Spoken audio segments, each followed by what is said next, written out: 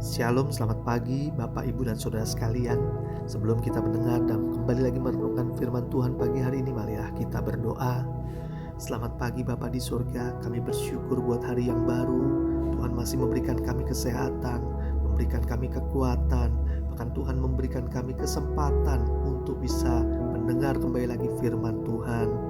Kami sadar firman-Mu adalah sumber kekuatan bagi hidup kami Tuhan. Bicaralah pagi hari ini, kami siap mendengar dan merenungkannya hanya di dalam nama Yesus. Haleluya. Amin. Tema renungan kita hari ini adalah nasi sudah jadi bubur. Diambil dari 1 Timotius 1 ayat 12-17.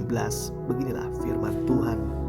Aku bersyukur kepada Dia yang menguatkan aku, yaitu Kristus Yesus Tuhan kita, karena Ia menganggap aku setia dan mempercayakan pelayanan ini kepadaku.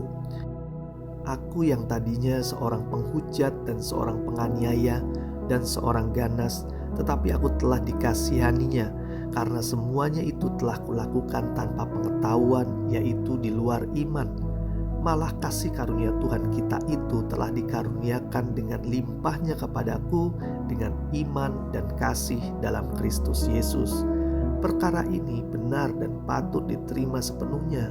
Kristus Yesus datang ke dunia untuk menyelamatkan orang yang berdosa, dan di antara mereka akulah yang paling berdosa. Tetapi justru karena itu aku dikasihani, agar dalam diriku ini sebagai orang yang paling berdosa, Yesus Kristus menunjukkan seluruh kesabarannya. Dengan demikian aku menjadi contoh bagi mereka yang kemudian percaya kepadanya dan mendapat hidup yang kekal. Hormat dan kemuliaan sampai selama-lamanya bagi Raja segala zaman, Allah yang kekal, yang tak nampak, yang esa. Amin. Saudara yang dikasihi Tuhan, kita sering mendengar istilah nasi sudah jadi bubur. Itu suatu ungkapan bahwa sesuatu hal telah rusak dan tidak bisa diubah lagi seperti semula. Tetapi pada dasarnya, selama kita masih berusaha dan mau berjuang dan tidak diam saja menyesali apa yang terjadi, kita masih memiliki kesempatan. Walau sudah jadi bubur, tetap bisa saja jadi bubur yang enak, seperti bubur ayam contohnya.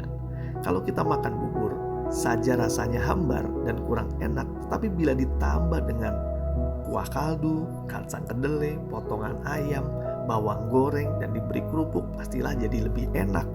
Saya mengambil kesimpulan, apapun yang terjadi, jika kita bisa kreatif dan sedikit berusaha, pastilah Tuhan akan membantu kita, karena tidak ada yang mustahil bagi Dia.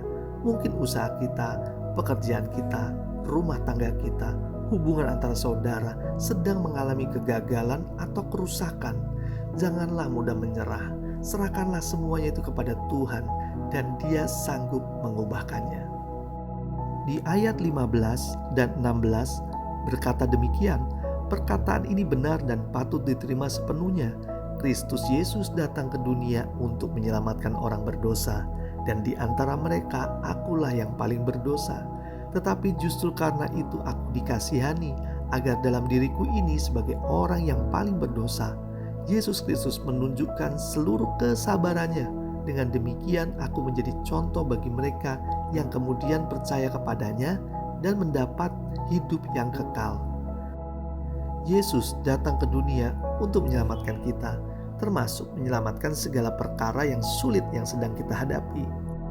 Ayo bawa Yesus ke dalam kegagalan-kegagalan dan masalah-masalah kita. Tidak ada kata nasi sudah jadi bubur, tidak ada kata terlambat. Selalu ada kesempatan untuk mengubah hidup kita menjadi hal yang baru di dalam tangannya. Saudara yang dikasihi Tuhan, firman Tuhan pagi hari ini juga memberi contoh yang nyata bahwa Paulus bisa diubahkan. Bagi orang lain mungkin dipandang sampah, barang rusak, atau rongsokan tak berguna.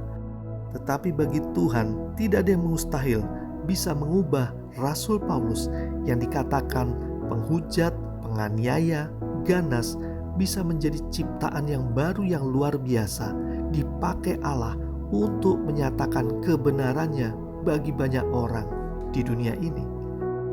Jadi, tidak perlukah kita menyesali keadaan yang sudah terjadi? Yang terpenting segera kita sadar dan bertobat dan kembalilah kepada panggilannya. Percayalah, Yesus sanggup mengubah keadaan kita saat ini untuk bisa jadi kesaksian yang luar biasa bagi orang lain. Jangan bilang nasi sudah jadi bubur, tetapi di tangan Tuhan, bubur yang ada bisa jadi lebih enak dari nasi.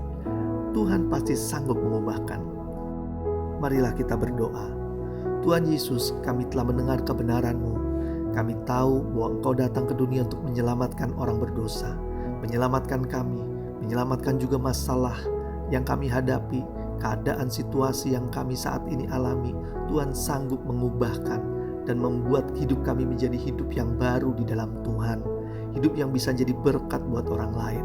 Kami percaya Tuhan tidak ada kata nasi sudah jadi bubur, tapi kami percaya ada di dalam tangan Tuhan senantiasa ada perubahan. Pagi hari ini kami juga datang ke hadapan Tuhan, memohon berkat Tuhan. Kiranya Tuhan memberikan hikmat, damai sejahtera, sukacita oleh Roh Kudus-Mu, menyertai kami dari pagi, siang, sore hingga malam nanti. Hidup kami diberkati dan jadi salam berkat buat banyak orang. Terima kasih Tuhan, di dalam nama Yesus kami berdoa dan mengucap syukur. Haleluya. Amin. Tuhan Yesus memberkati.